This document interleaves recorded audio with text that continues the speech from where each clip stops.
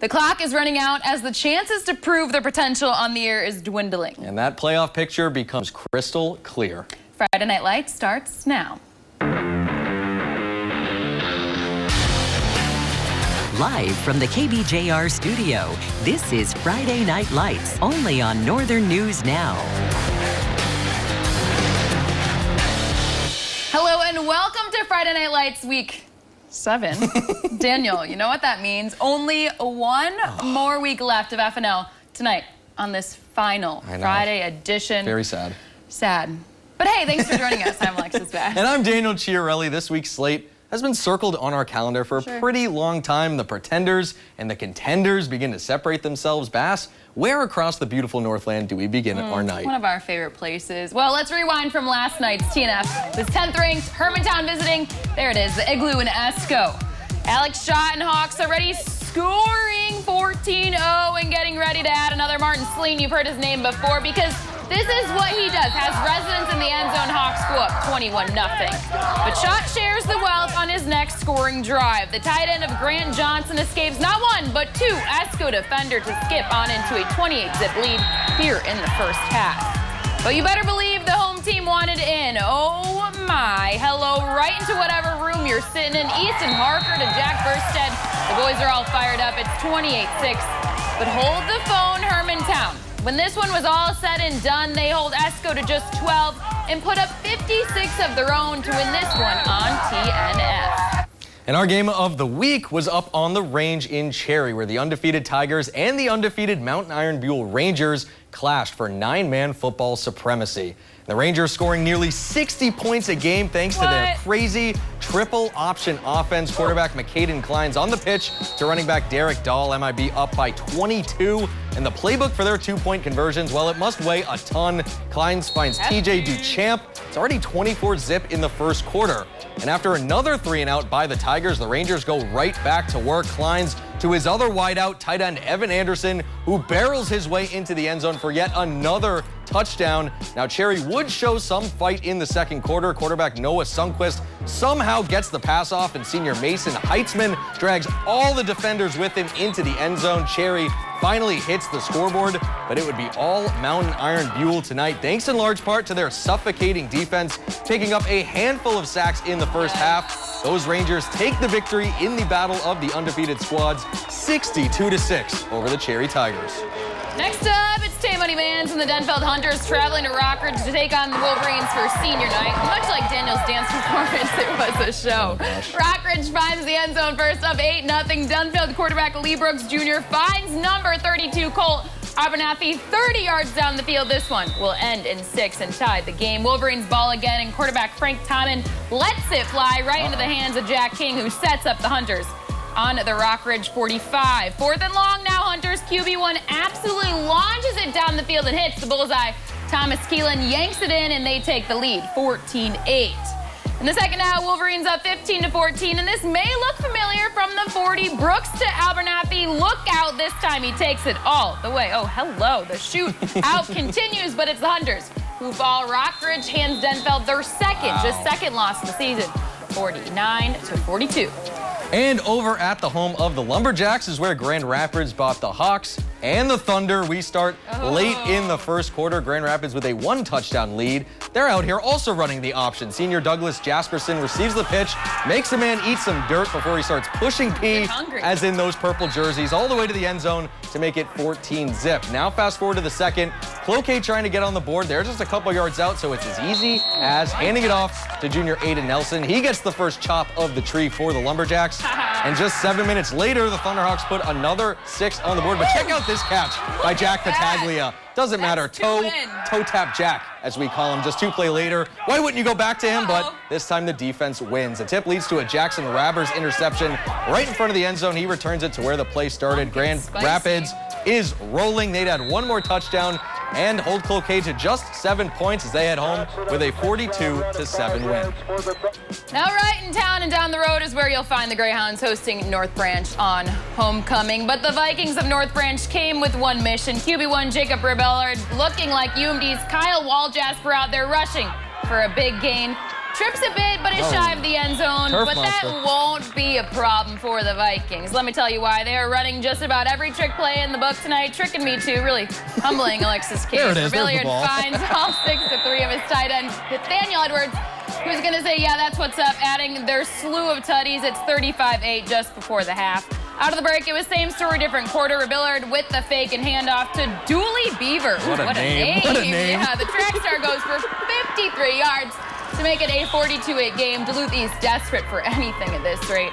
On one of their final drives of the game, bad news bears. Greyhounds, Connor Gustafson is sacked, and that's how the rest of this one would write. As Duluth East falls at homecoming, 42-16, the final.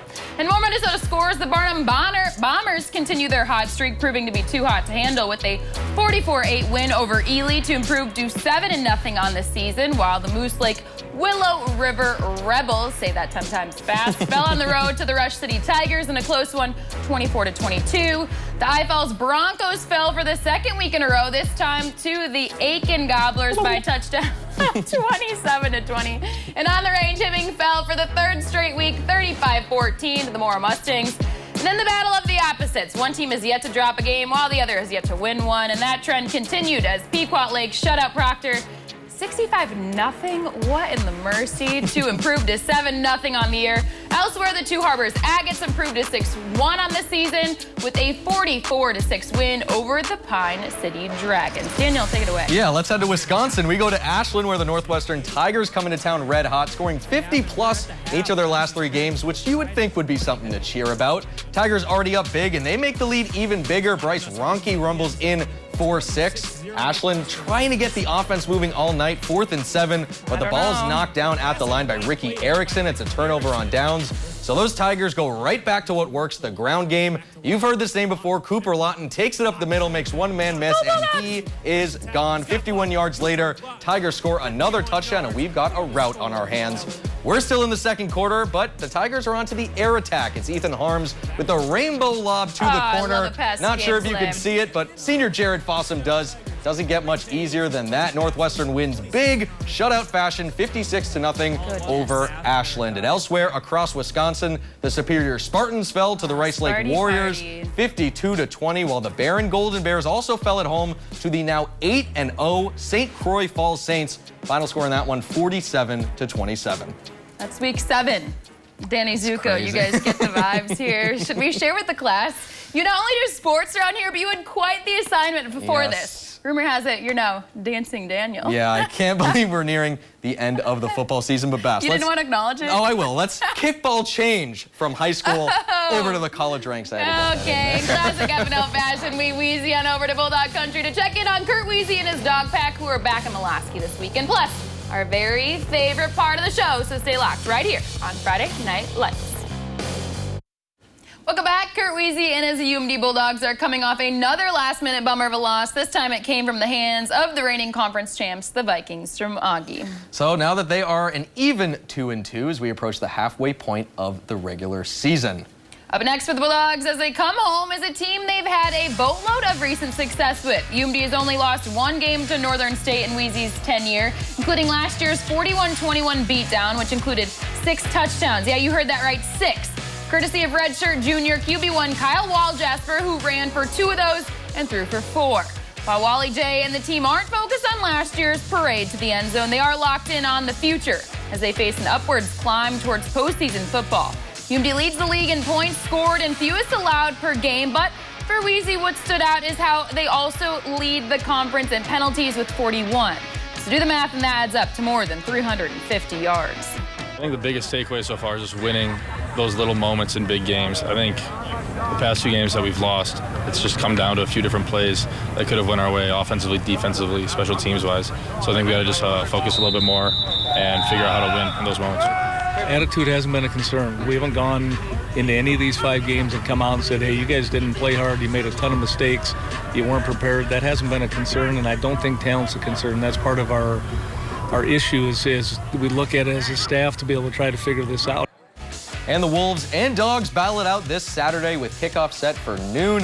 This one's also broadcast on our My9 Sports Network with, of course, the legendary Tom Hansen on the call. So if you're not at Malosky Stadium, make sure to tune in because I could listen to Tom talk about football all day long. I could too, but I think a lot of people could watch Dancing Zuko be dancing his way to Danny Just Zuko get there, to Pulaski.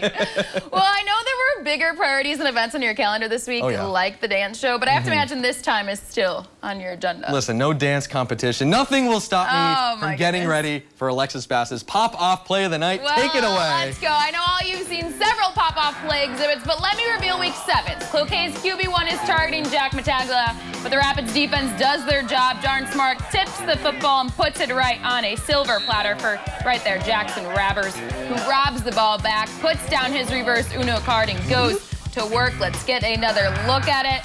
He would then set up for another scoring drive for Grand Rapids. They would go up 28-7 here. Just what a play. Brian Flores would be proud. So with that, you know how it goes by now. All I have to say is pop off Jackson Rabbers. And here's the thing, Mr. 21st Century Grease.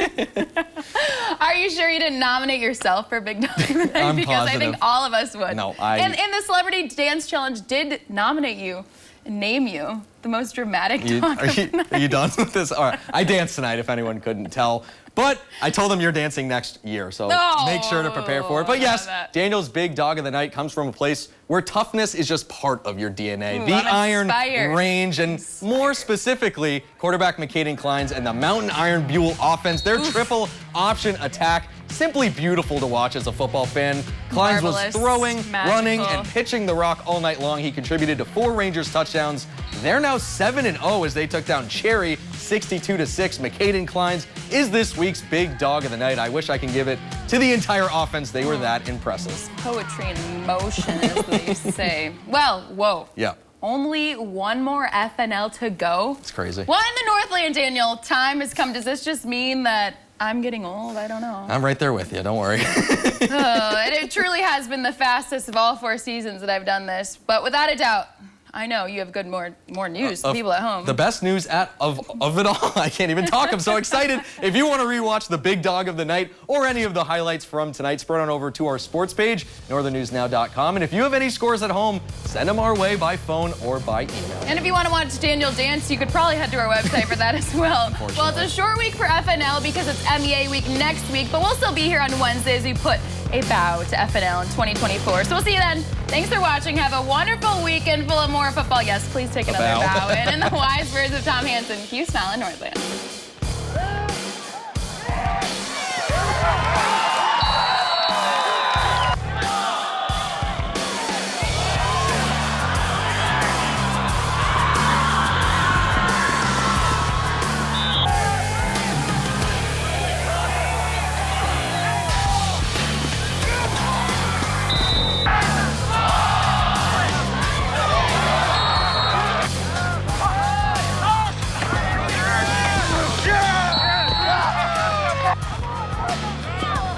Watch Heidi Stang, only on Northern News Now.